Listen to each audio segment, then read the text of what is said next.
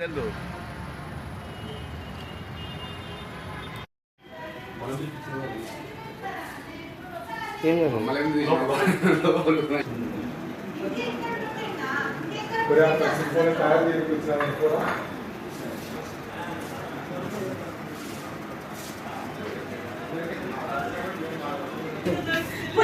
మానవతం లేదు. దాని దగ్గర అంత చెప్పుకుంటాను.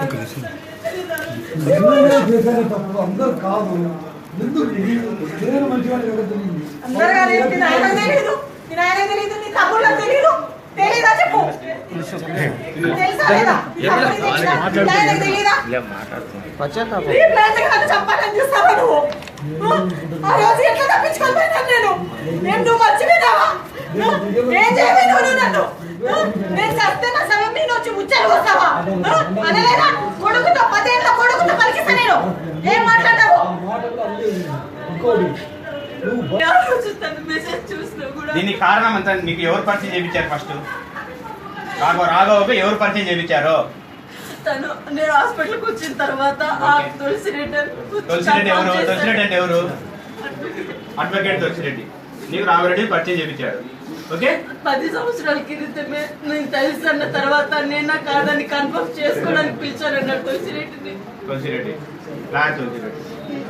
ఆ రోజు వచ్చి వెళ్ళిపోయిన తర్వాత మలేషియా నుంచి వాళ్ళ తమ్ముడు వచ్చాడు, నేను కలిసాడా? కలిసాడు, మా ఇంటికి వయసు అన్నకి వచ్చాడు. వాళ్ళ తమ్ముడు రాఘవ తమ్ముడు వచ్చి ఏం చెప్పాడు?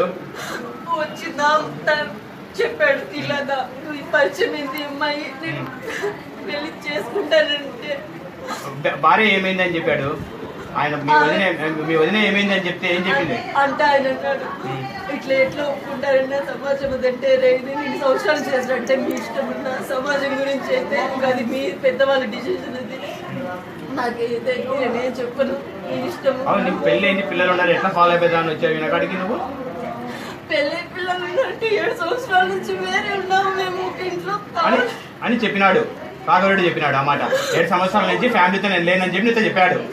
7 సంవత్సరాలు